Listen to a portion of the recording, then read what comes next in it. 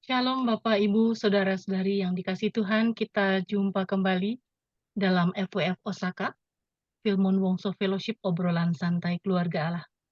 Malam hari ini hamba Tuhan yang akan mewartakan firman Tuhan, yaitu Pastor Dr.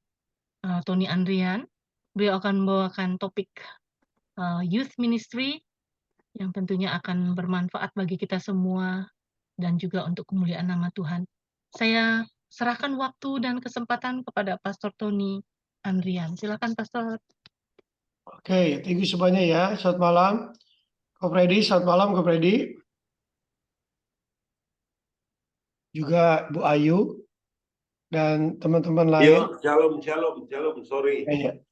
It's okay, Pak Samuel ya. Dan juga ini teman-teman kami dari anak-anak bangkit ya. Saya calling mereka para anak bangkit begitu. Oke, tadi sudah berdoa. Saya akan langsung saja soal youth ministry ini ya. Oke, jadi saya beri tema adalah gereja dan kontribusinya dalam membangkitkan kepemimpinan anak muda di masyarakat setempat. Jadikanlah anak muda para pemimpin entrepreneurship dan bermisi bagi kerajaan surga Kristus Yesus. Kita baca dulu satu firman Tuhan, 1 Samuel 16 ayat 1 sampai 13. Daud diurapi menjadi raja. Berfirmanlah Tuhan kepada Samuel, berapa lama lagi engkau berduka cita karena Saul? Bukankah ia telah kutolak sebagai raja atas Israel? Isilah tabung tandukmu dengan minyak dan pergilah. Aku mengutus engkau kepada Isai, orang Betlehem itu, sebab di antara anak-anaknya telah kupilih seorang raja bagimu. Tetapi Samuel berkata, bagaimana mungkin aku pergi jika Saul mendengarnya? Ia akan membunuh aku. Firman Tuhan, bawalah seekor lembu muda dan katakan, aku datang untuk mempersembahkan korban kepada Tuhan.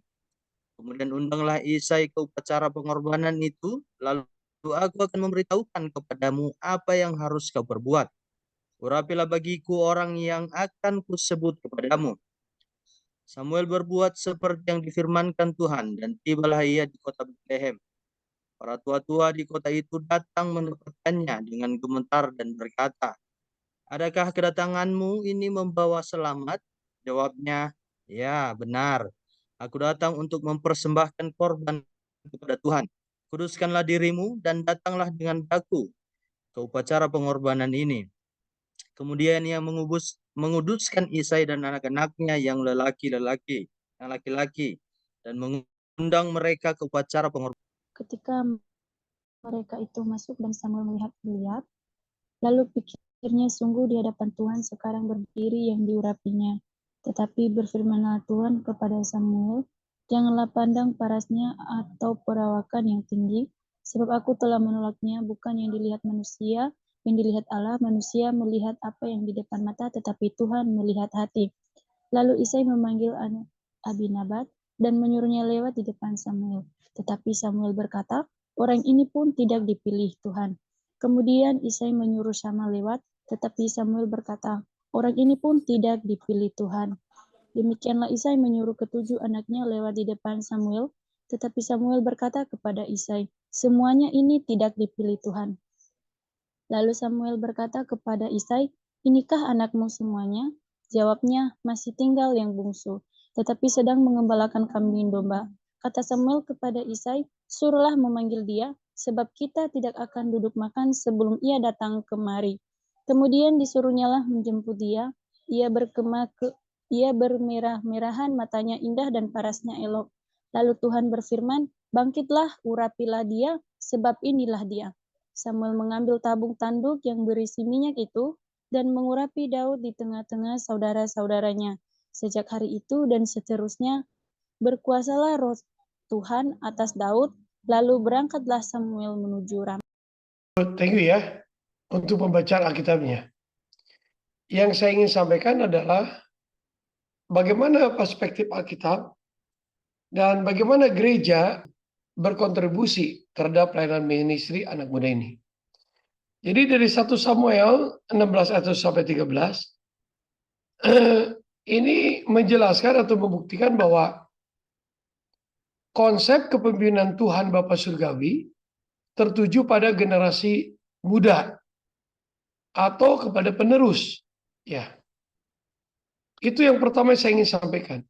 Jadi bagaimana Nabi Musa itu selama 40 years, you can imagine ya, 40 tahun mempersiapkan Yosua menjadi seorang generasi penerus untuk masuk ke dalam tanah perjanjian. Nabi Musa tahu persis karena dari seluruh timnya Nabi Musa, semuanya itu akan mati di padang gurun oleh karena pelanggaran mereka.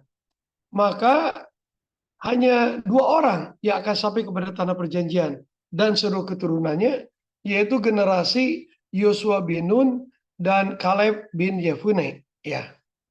Dan akhirnya Alkitab dengan jelas mengatakan bahwa yang masuk ke dalam tanah perjanjian itu adalah Yosua bin Nun dan juga Kaleb bin Yefune. Bahkan Nabi Musa sendiri akhirnya tidak masuk ke dalam tanah perjanjian, lalu dia meninggal di dataran Nebo, tetapi tidak ada kuburannya sampai hari diketemukan. Jadi banyak para ahli mengatakan bahwa Nabi Musa itu bukan meninggal, tapi rapture, diangkat kepada Tuhan. Nah, saudara, Anda perhatikan di sini betapa hebatnya Tuhan sampai begitu detail. Sebenarnya sadar tidak sadar, kepemimpinan anak muda itu sangat diperhitungkan. Tentang Imam Eli, ya, saya lupa. Imam Eli dengan Samuel yang masih anak-anak sebenarnya.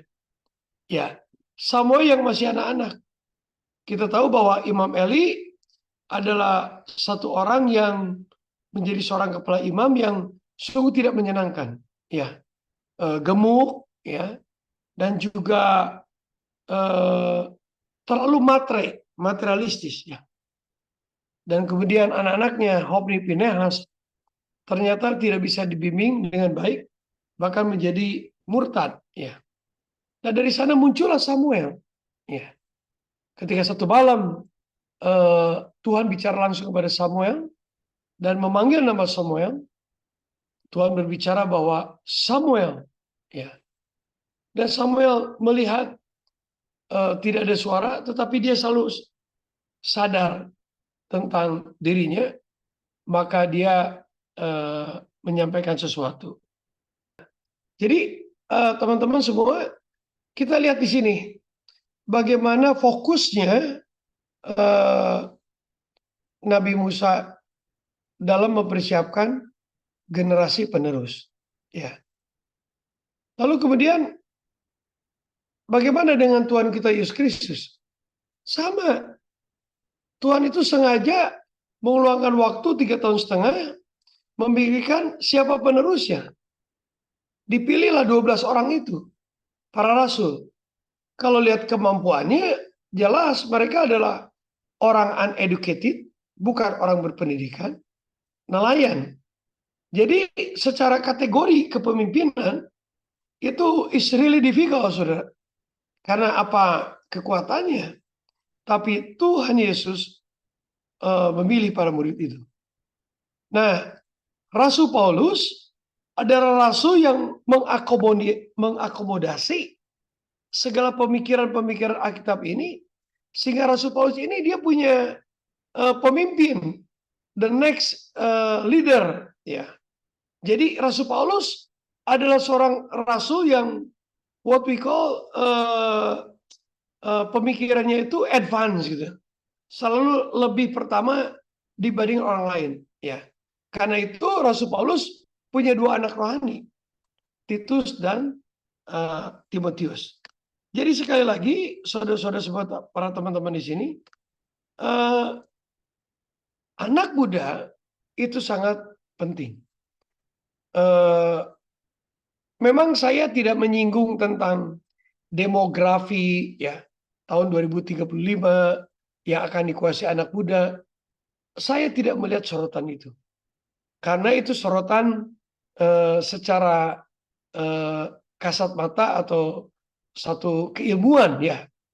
Tetapi yang saya mau soroti adalah tentang Alkitab yang jelas umurnya jauh lebih lama dibanding siapapun juga. Tapi Anda hari ini mendengar dan menyaksikan di layar kaca bahwasanya konsep kepemimpinan Tuhan Bapa Surgawi tertuju kepada generasi muda penerus secara berkesinambungan.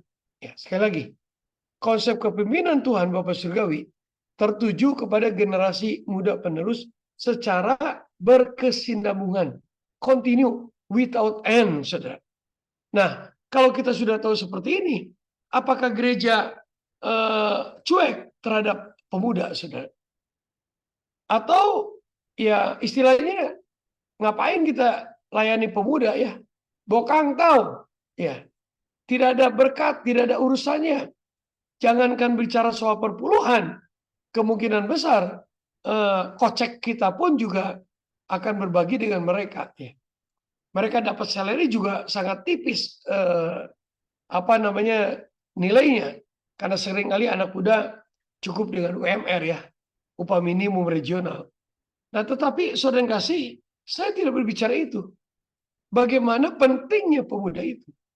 Itulah sebabnya dalam 1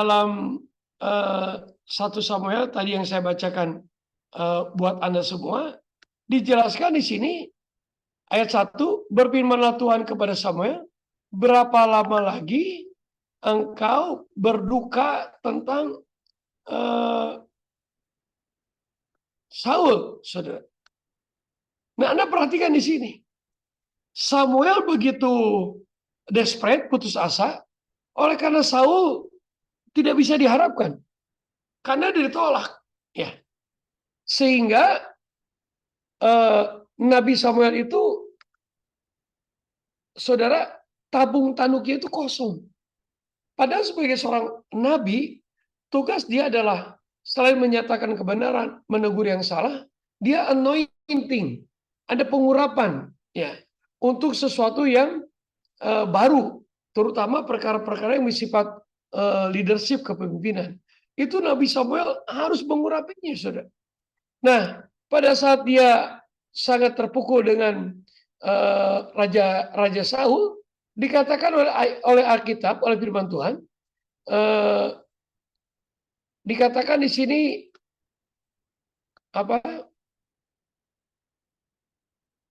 Tuhan bicara kepada Samuel, isilah tabung tandukmu dengan minyak dan pergilah, aku mengutus engkau kepada Isai. Saudara, sangat ironis, sangat how to say ya, bagaimana mengatakannya. Kalau seorang pendeta sudah give up, ya, tidak mau lagi baca Alkitab, kira-kira zaman sekarang ya, dia juga sudah tidak punya passion ya untuk bicara soal kebenaran, memuji, menyembah Tuhan, apalagi menjaga jiwa. Nah, itulah yang dimaksud dengan tabung tanduknya Nabi Samuel ini kosong. Saudara, kita tahu Samuel itu seorang nabi. Tidak bisa tidak, tabung minyaknya itu jangan kosong. Tapi dia begitu kecewa dan dikosongkan. Ya, dia putus asa bahwa seseorang yang dianggap oleh Samuel ini bisa menjadi seorang pemimpin, apalagi dia juga dengar perintah kerajaan surga, ternyata Saul itu banyak dosa dan kesalahan. Tapi saudara, apa yang disampaikan oleh Tuhan? Ya, pergilah, aku tulis engkau kepada Isau, orang Betlehem itu, sebab di antara anak-anaknya telah aku pilih seorang raja bagiku. Saudara, Tuhan tidak mau rencananya gagal. Saul going down, ya, breaking God heart, saudara. Kira-kira lagunya seperti itu kan? Ya, menghancurkan hatinya Tuhan. Tapi apakah Tuhan diam? No. Tuhan push Nabi Samuel. Wake up. Ya. Isi tabung minyakmu dengan minyak. Forget it. Ya. About Saul. Ya. Datang ke Isai. Kamu berkati. Ada seorang yang jadikan raja. Nah, saudara, sekali lagi manusia itu dia melihat sesuatu yang sangat luar biasa. Ya. Yaitu di mana Samuel mengatakan ketika mereka masuk dan Samuel melihat Eliab, lalu berpikir, nah ini nih yang gua mau urapi. Saudara, Samuel secara manusia melihat kepemimpinan seorang anak muda itu dari ketegapan badan. Ya, itu tidak salah. Itu namanya tebar pesona. Tapi Tuhan katakan, bukan itu yang aku pilih. Tapi aku memilih Daud. Ya, sebagai pengganti Joshua bin Nun dan sebagai the next king. Ya, ini tepat sekali ini. Kita sedang masuk ke dalam era pemilihan presiden. Ya, siapa the next presiden for Indonesia? Nah, saudara, pada waktu itu Tuhan turun tangan langsung. The next king for the kingdom of Israel adalah David, adalah Daud, saudara. Dan itu pilihan Tuhan. Pertanyaannya, apakah itu alibinya Nabi Musa? Sehingga dia memilih ambisinya, alibinya Nabi Samuel, sehingga memilih Raja Daud. Kenapa bisa demikian, saudara? So, what is Daud special in the eyes of God? Ya. Apa kira-kira keunggulan daripada Daud di hadapan Tuhan? Nah, saudara, saya mencatat ada beberapa hal keunggulan Daud. Ya.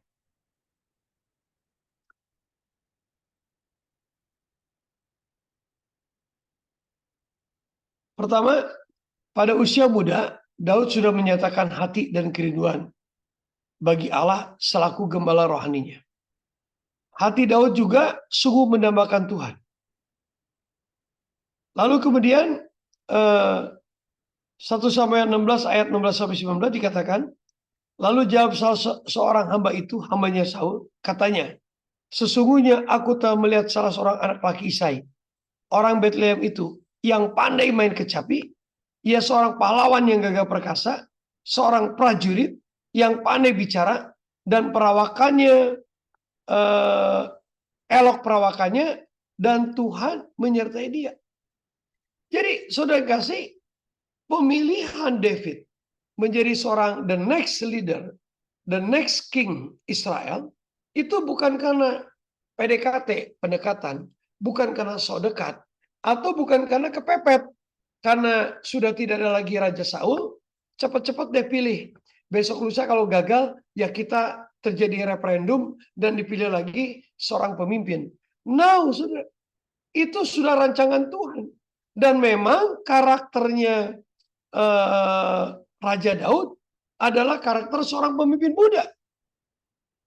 Nah, maksud saya, lewat kebenaran firman Tuhan, bisakah gereja mengadakan youth ministry, ya, mempergunakan nominasi berdasarkan kebenaran firman Tuhan.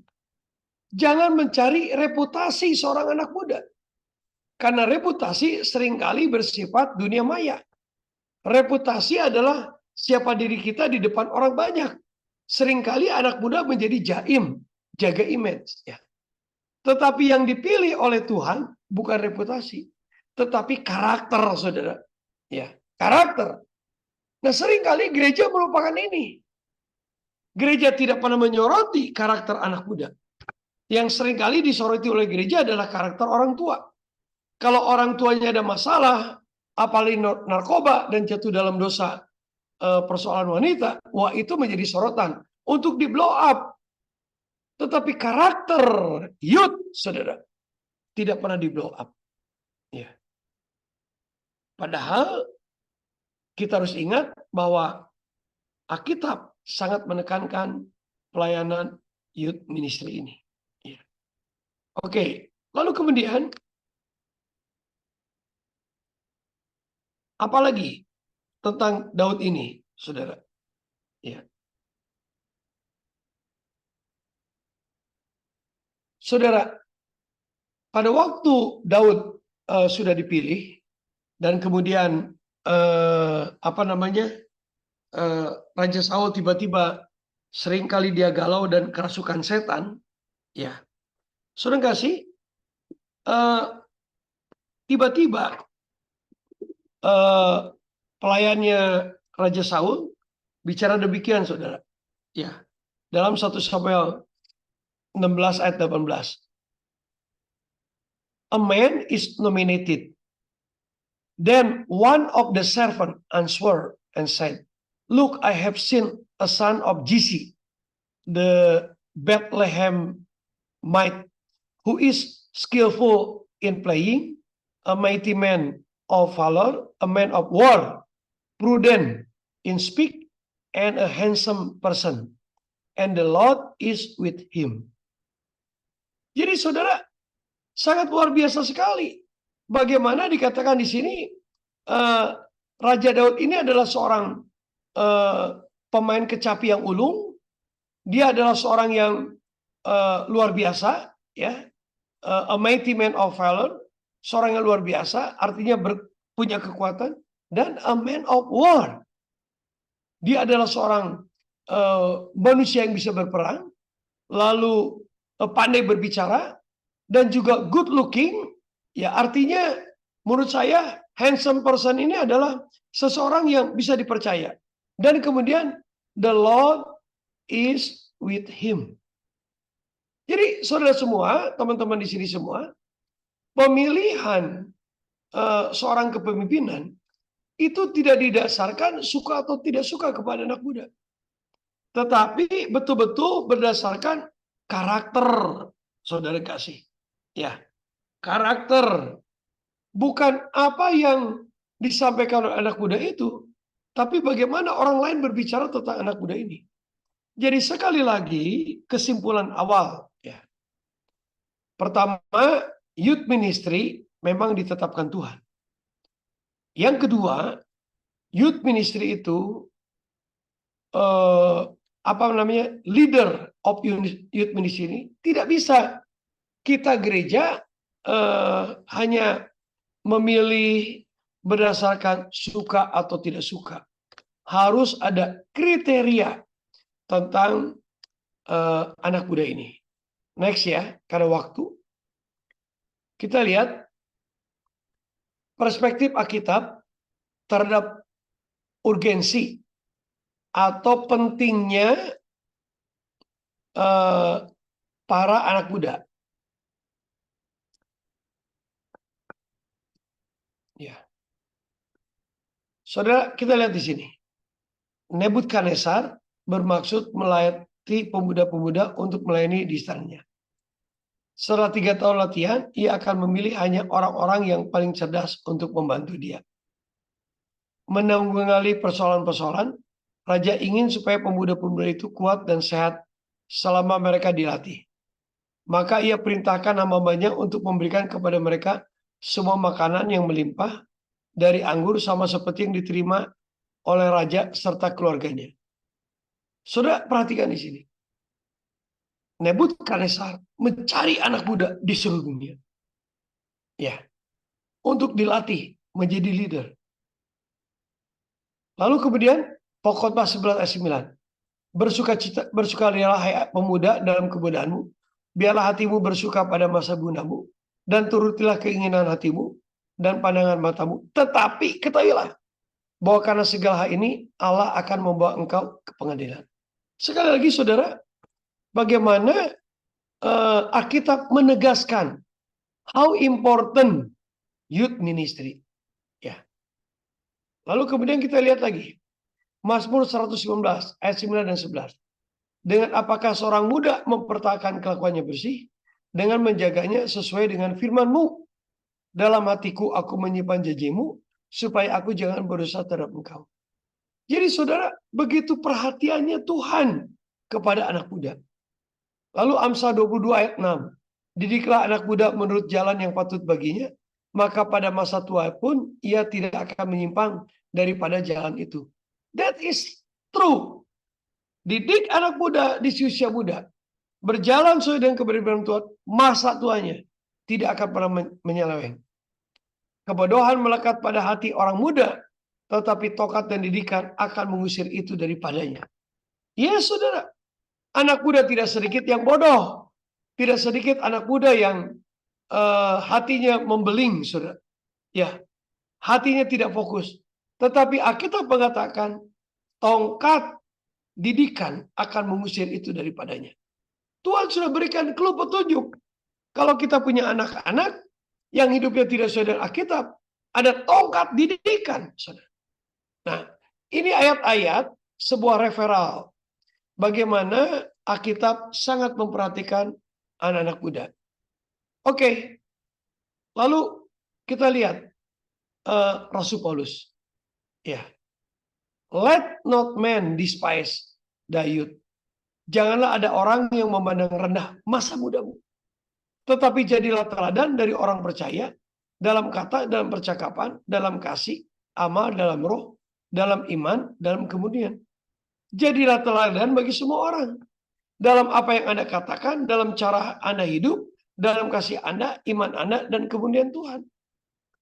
Saudara, Rasul Paulus dengan sangat tegas mendorong anak muda menjadi teladan. Saudara, going down. Lalu kita lihat lagi tentang 1 Timotius 4 ayat 12 ini.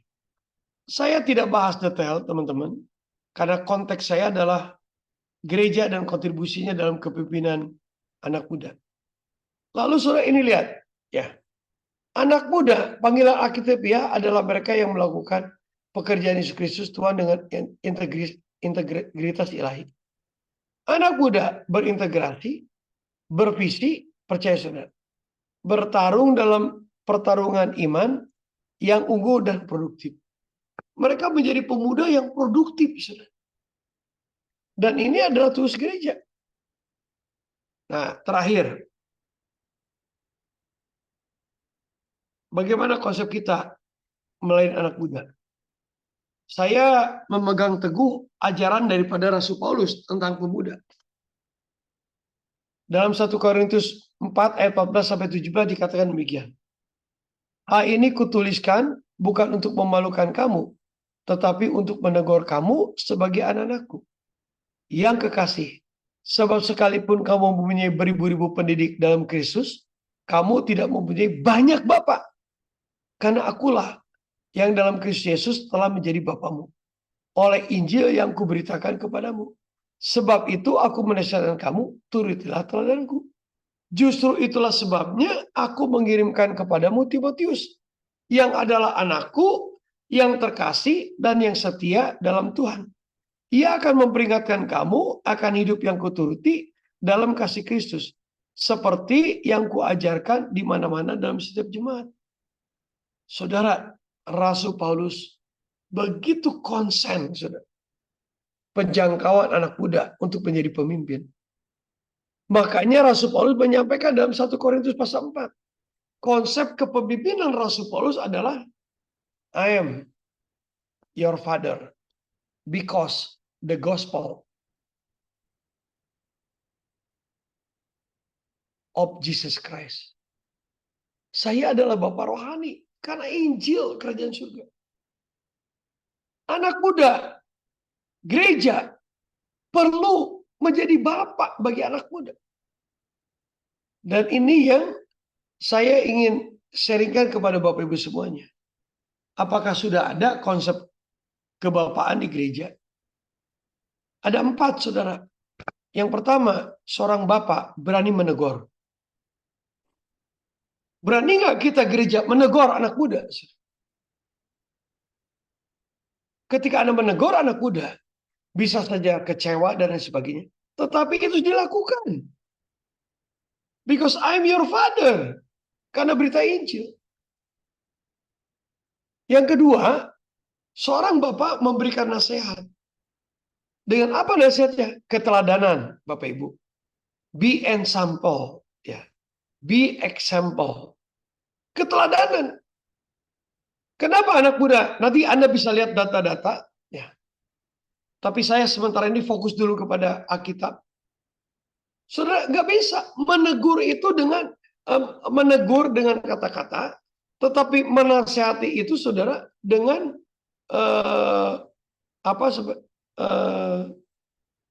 memperlakukan dia dengan benar, saudara. Ya. Menasihatkan kamu menuruti teladanku. Lalu kemudian yang ketiga, justru itulah sebabnya aku mengirimkan kepada Timotius, yang adalah anakku, yang kekasih, dan yang setiap dalam Tuhan. Ia akan memberikan kamu akan hidup yang kuturuti dalam Kristus Yesus. Ya. Jadi saudara, artinya menjadi seorang bapa adalah dia menasihati anak-anak rohaninya dengan apa? Keteladanan. Ayo kalian baca Alkitab, tapi saya tidak pernah baca Alkitab. No, keteladanan. Sebab itu aku menasihati kamu, turutilah teladanku. Dan justru itulah sebabnya aku mengirimkan kepadamu Timotius. Dan yang terakhir, saudara, beranikah Bapak Ibu dan saya mengikut sertakan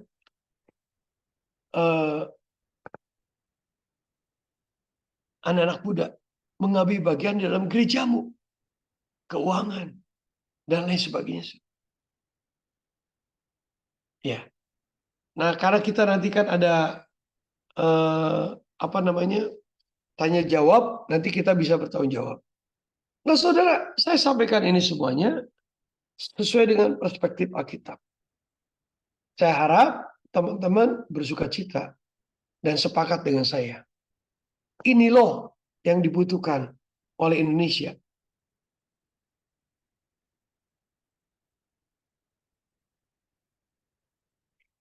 Ranking pertama untuk entrepreneurship adalah United Arab Emirates. Indonesia tidak terdaftar. Oke, cukup. Iya.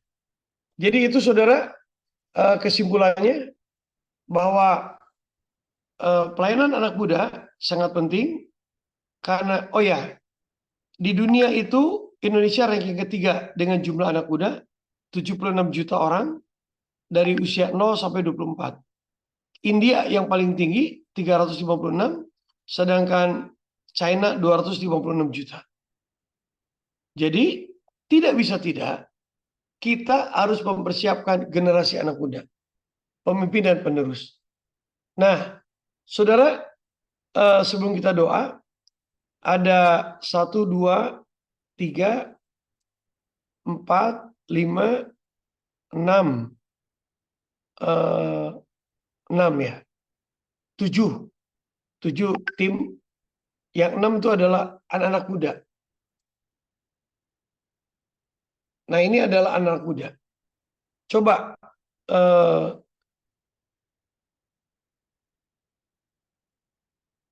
mengenai ini ada satu orang misalnya Eka ya. Nah, Eka, apa yang mendorong kamu meninggalkan kota Palu sebagai anak muda untuk belajar? Artinya tanda kutip sepertinya ya kamu punya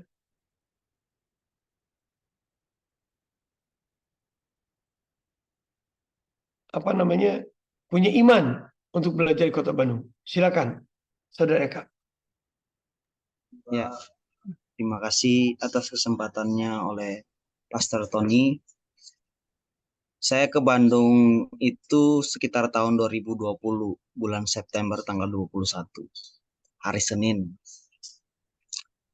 Ya, saya tiba ke Bandung dengan iman supaya saya bisa belajar yang pertama. Karena saya dulunya adalah seorang pekerja di gereja, istilahnya OB, office boy, di satu gereja di Palu. Kemudian saya berdoa kepada Tuhan tentang apa yang Tuhan mau atas hidup saya. Kemudian tiba-tiba ada satu namanya Pastor Agung, Ko Agung yang ada di Palu, teman dari Pak Dr. Tony Andrian, menawarkan ke gembala saya untuk untuk menawarkan saya sekolah di Bandung. Nah, kebetulan pada saat itu dana tidak ada, tetapi karena iman saya kepada Tuhan Yesus Kristus, Tuhan cukupkan segala sesuatu sehingga saya tiba di Bandung dengan keadaan selamat. Dan kemudian saya belajar di Bandung, saya sekarang sudah semester 5, kurang lebih sudah 3 tahun saya di Bandung, dan diajarkan tentang kepemimpinan entrepreneurship oleh Pastor Tony Andrian. Dan kami semua yang ada di Bandung, ada Vitarius, ada Naivo, ada Sukmawati, ada Bang Ari, semuanya diajarkan tentang kepemimpinan entrepreneurship, menjadi seorang yang berjiwa pemimpin dan misional, yaitu apa? Pemberitaan Injil Kerajaan Surga. Kami dididik di tempat ini untuk menjadi seorang pemimpin. Dorongan saya untuk datang ke Bandung adalah saya ingin belajar untuk lebih baik dan lebih maju lagi ke depannya. Nah, berkat Pastor Tony di tempat ini mengajarkan tentang kepemimpinan, banyak hal yang berubah. Contoh yang berubah dari diri saya itu ketika diajarkan tentang kepemimpinan dan doa ya. Kami setiap subuh mengadakan doa subuh, dan ada hal yang dulunya tidak dipandang oleh orang lain, sekarang yang di Palu boleh pandang karena adanya sharing-sharing. Dulunya tidak bisa berbicara di depan umum, setelah datang ke Bandung bisa berbicara secara percaya diri di depan umum. Itu semua proses yang diajarkan oleh Pastor Tony kepada kami semua di tempat ini. Ya, terima kasih, Pastor Tony. Oke, thank you. Nah, di sini ada yang newcomer ya, baru datang. Namanya Wati, saya panggil ya. Nah, bagaimana Wati pola pendidikan yang kamu dapat di daerah kamu? Pengetahuannya kurang. Oke. Nah, kamu berjuang datang ke Bandung, itu biaya ongkos bagaimana?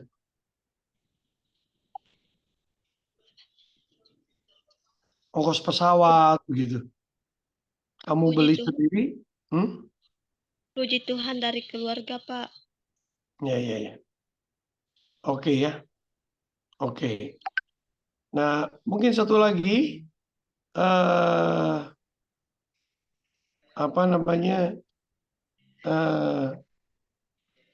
silakan. Itu ada Saudari Sevi ya. Sekarang kamu udah menyelesaikan apa? Dan sekarang kamu sedang mengembangkan apa di Bandung?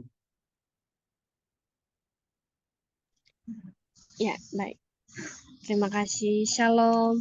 Shalom. Ya, puji Tuhan ya. Kalau sekarang ini saya sudah menyelesaikan studi ya, S1 dan juga S2.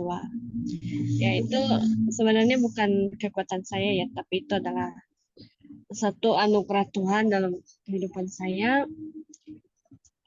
Dan saya sekarang ini membantu dalam pengembangan STT khususnya yang ada di Bandung bersama dengan Pak Tony. Ya, itu kesaksian saya. Semoga kita semua terberkati bahwa ketika kita memiliki kemauan dan tekad, maka mengandalkan Tuhan dalam kehidupan kita, maka Tuhan akan menjawab setiap doa-doa kita.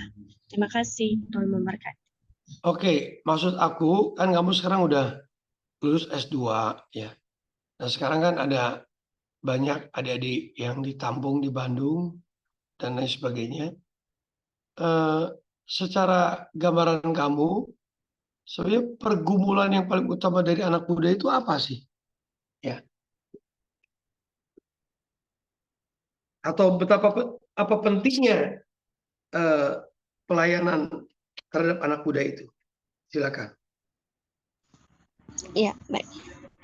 Kalau menurut saya sih memang ini ya sangat penting untuk melayani kepada anak muda ya, apalagi kalau di sini ya, yang di kita ini kan ada dari berbagai macam daerah. Jadi ketika disatukan dalam satu komunitas itu kita harus lebih ini untuk mengarahkan sehingga ada satu kesatuan gitu dalam satu organisasi tersebut, Pak.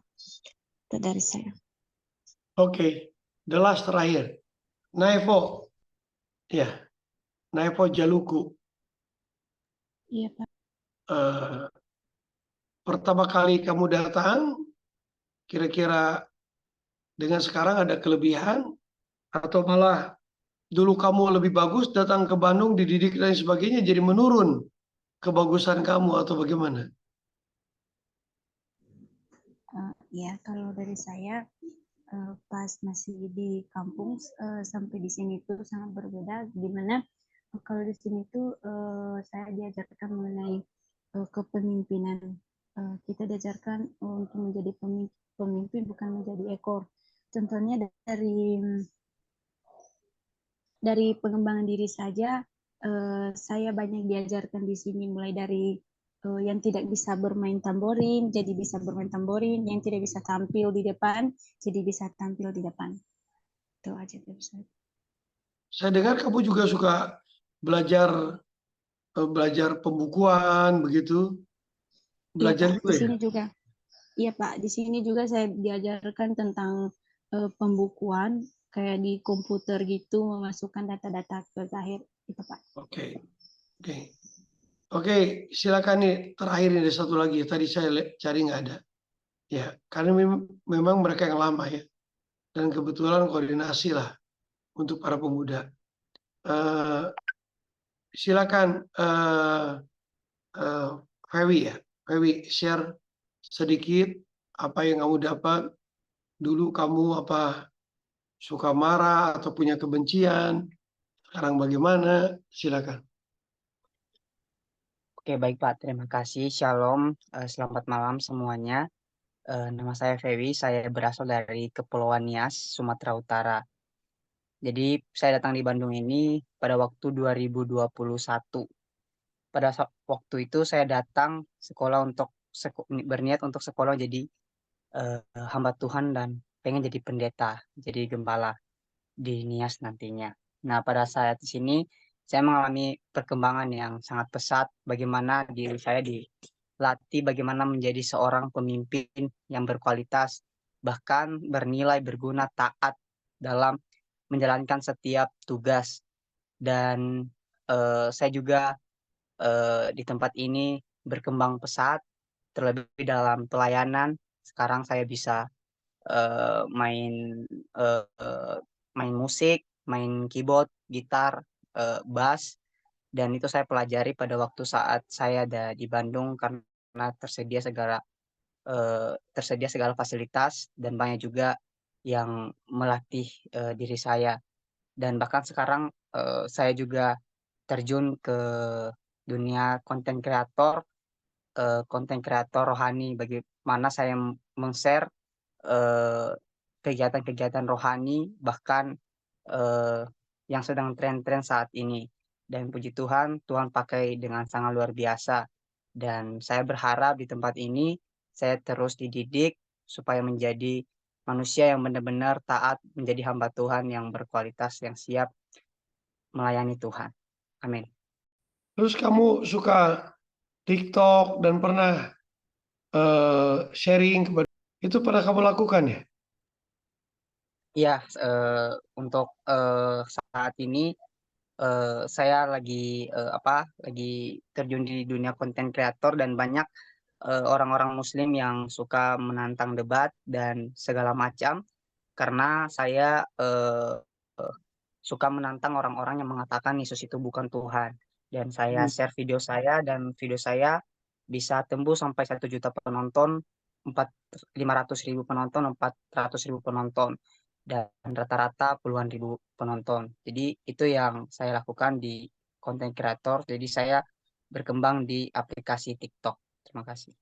Oke, hebat kamu. Oke, thank you semuanya Ibu Ayu. Silakan.